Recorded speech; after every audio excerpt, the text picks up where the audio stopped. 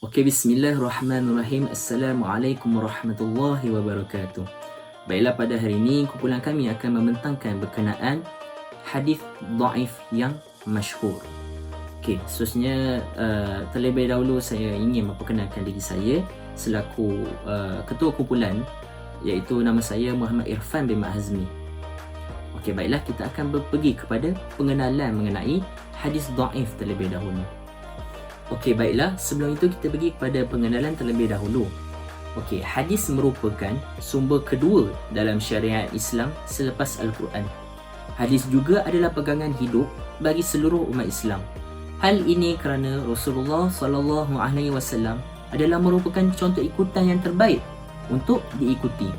Kerana apa yang Nabi katakan, apa yang Nabi lakukan, apa yang Nabi diamkan dan sebagainya adalah merupakan wahyu daripada Allah Subhanahu Wa Taala semata-mata. Apa yang Nabi buat, katakan dan sebagainya itu adalah bukan sia-sia. Semuanya itu baik-baik belaka. Dan sebagai umat Islam yang mencintai Nabi, perlulah kita ikut 100% apa yang Nabi buat. Supaya apa? Kita akan diridai oleh Allah Subhanahu Wa Taala dan insya-Allah kita akan mendapat syafaat baginda Rasulullah sallallahu alaihi wasallam di akhirat kelak. Seterusnya, umat Islam juga perlulah wajib untuk merujuk hadis yang sahih. Hal ini kerana kewujudan teknologi serba canggih pada hari ini, kita dapat lihat peningkatan penyebaran hadis dhaif itu dengan lebih cepat. Kerana apa? Dengan teknologi pada masa kini, hadis dhaif tu dapat disebarkan hanya dalam kelajuan sesaat sahaja. Terus dapat pada orang yang kita kenali dan tidak dikenali, begitu sahaja, tanpa batasan. Baiklah, seterusnya kita pergi kepada hadis dhaif masyhur. Okey. Hadis dhaif ialah hadis yang tidak mempunyai ciri-ciri yang telah ditetapkan untuk hadis yang diterima, iaitu hadis yang sahih dan hasan. Hadis dhaif ini ialah hadis yang lemah dan tidak boleh dijadikan sebagai sumber hukum. Hadis dhaif ini sering menjadi panduan untuk fadhail amal. Namun, hadis dhaif ni dilarang sama sekali untuk digunakan dalam perkara yang berkaitan akidah dan perkara yang berkaitan hukum hakam seperti halal haram dan sebagainya. Hadis dhaif ini juga tidak dibenarkan sama sekali dalam meriwayatkannya dengan menggunakan perkataan yang pasti daripada Rasulullah sallallahu alaihi wasallam. Seperti contoh, Rasulullah sallallahu alaihi wasallam bersabda, hadis dhaif tersebut tidak boleh. Baiklah, seterusnya kita pergi kepada hadis masyhur. Okey, hadis masyhur dari sudut bahasa membawa erti tersebar atau terkenal. Manakala dari sudut istilah pula membawa maksud hadis yang telah dinukilkan oleh 3 orang perawi atau lebih, namun tidak sampai kepada tahap hadis mutawatir. Dan hadis ini juga dinamakan sebagai mustafid.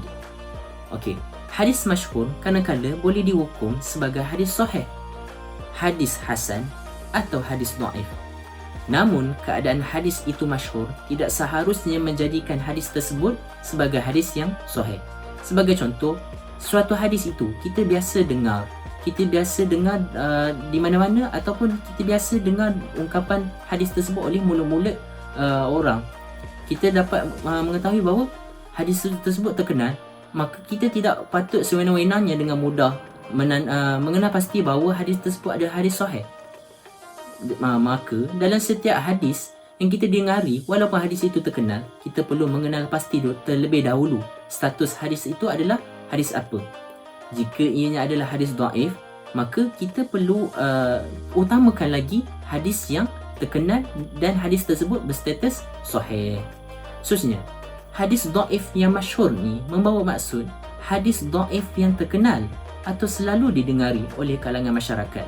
Malah ada di antara mereka yang mempercayainya dan mengamalkannya. Baiklah, seterusnya kita pergi kepada hadis dhaif yang masyhur yang dipilih.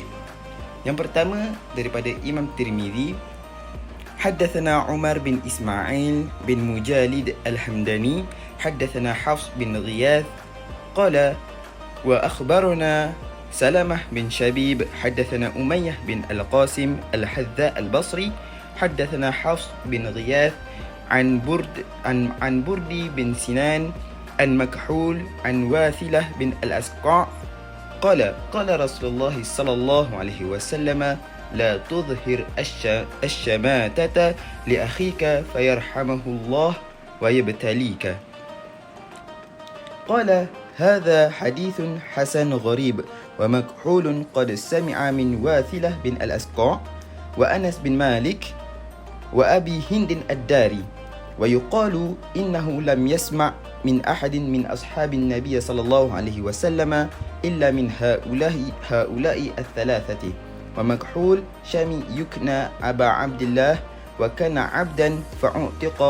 ومكحول الأزدي بصري سمع من عبد الله بن عمر يروي عنه عمر بن زاذان. حدثنا علي بن حجر حدثنا إسماعيل بن عياش عن تميم بن عطية قال كثيرا ما كنت أسمع ومكحول يسئل فيقول ندانم. Yang bermaksud, telah menceritakan kepada kami Umar bin Ismail bin Mujalid Al-Hamdani telah bercerita kepada kami Hafs bin Ghiyath lewat jalur periwayatan lain. Tirmizi berkata, telah mengkhabarkan kepada kami Salamah bin Shabib telah menceritakan kepada kami Umayyah bin Al-Qasim Al-Hadha. Al-Basri telah menceritakan kepada kami Hafs bin Ghiyath dari Burdi bin Sinan, dari Makhul, dari Wasilah Al-Asqa berkata, Rasulullah SAW bersabda, janganlah kamu merasa senang atas bencana yang menimpa saudaramu, kerana siapa tahu Allah kemudian hari memberinya rahmat dan sebaliknya mengujimu. Dia berkata, hadis ini hasan gharib.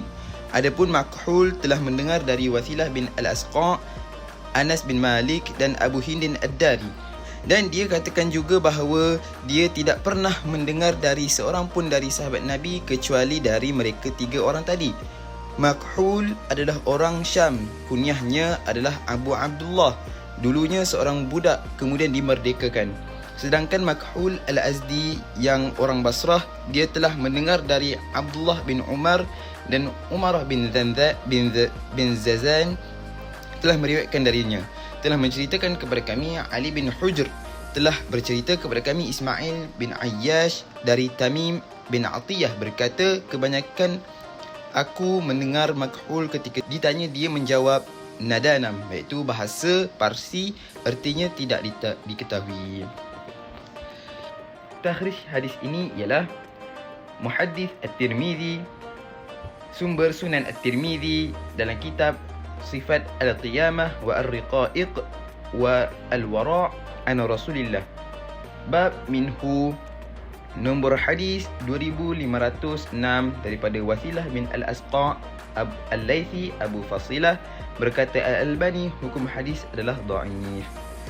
Seterusnya Ibnu Al-Jauzi. Takhrij hadis Muhaddits Ibnu Al-Jauzi, sumber Mawdu'at Ibnu Al-Jauzi, nombor 528 palang 3, perawi daripada Wasilah bin Al-Asqa Al-Laythi Abu Fasilah berkata Ibnu Al-Jauzi hukum hadis tidak sahih. Seterusnya Al-Zahabi. Takhrij hadis Muhaddits Al-Zahabi, sumber Tartib Al-Mawdu'at, nombor hadis 301 daripada Wasilah bin Al-Asqa Al-Laythi Abu Fasilah, dan berkata Al-Zahabi hukum hadis adalah matruk. Seterusnya kita pergi kepada Ibnu Iraqi Al-Kinani pula. Takhrij hadis Muhaddits Ibnu Iraqi Al-Kinani, sumber Tanzih Al-Syari'ah, nombor hadis 369 palang 2 daripada Wasilah bin Al-Asqa Al-Laythi Abu Fasilah berkata Ibnu Iraqi Al-Kinani hukum hadis adalah dhaif. Dan yang terakhir Muhammad Nashiruddin Al-Albani, takhrij hadisnya adalah Muhaddits Al-Albani, sumber Al-Silsilah Ad-Dha'ifah, nombor hadis 5426 daripada Wasilah bin Al-Asqa Al-Laythi Abu Fasilah berkata Al-Albani hukum hadis adalah dhaif. Kita masuk kepada pembuktian hadis taraf dhaif. Hadis ini dilabelkan sebagai hadis hasan gharib oleh Muhammad Nasruddin Al-Albani dalam kitabnya Dhaif Sunan Tirmizi. Melihat pada jalur sanad adalah sama, bermula dari Wasilah bin Al-Asqa bin Ka'ab bin Amir kepada Makhul, kepada Burd bin Sinan, kepada Hafs bin Riyaf bin Talq. Akan tetapi melihat pada perbezaan jalur, bermula pada peringkat Tabi'ul Atba', iaitu jalur menerusi Umar bin Ismail, dan satu lagi jalur adalah dari Al-Qasim bin Umayyah. Hadis ini mengandungi mutaba'at, akan tetapi kedua-duanya dhaif dan tidak dapat diselamatkan.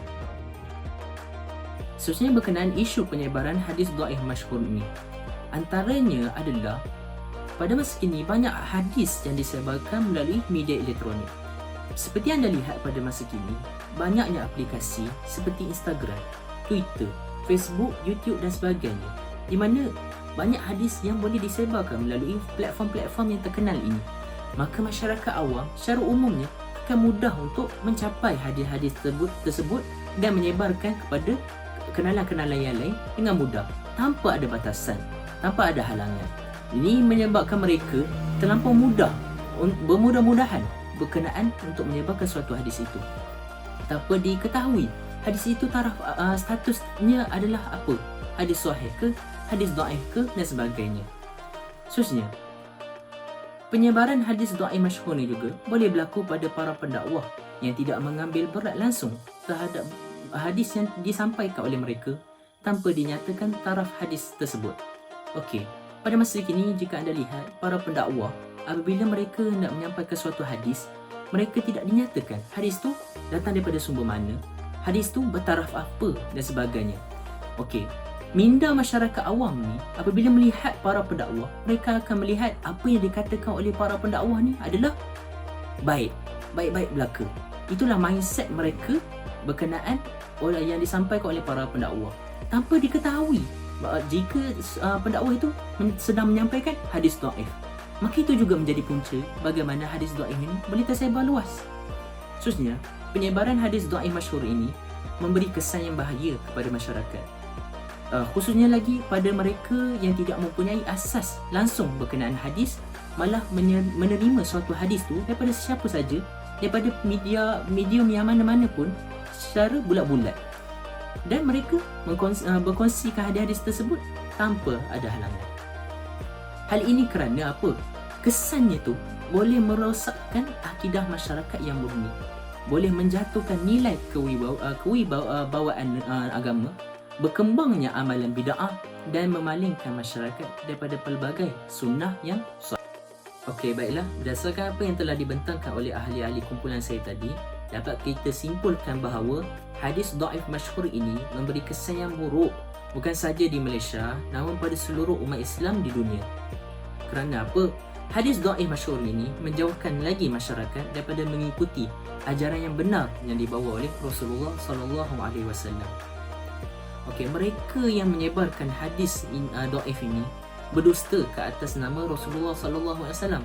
Hal ini kerana mereka tidak berusaha sedikit pun untuk melakukan sedikit penyelidikan terhadap hadis yang ingin disebarkan terlebih dahulu.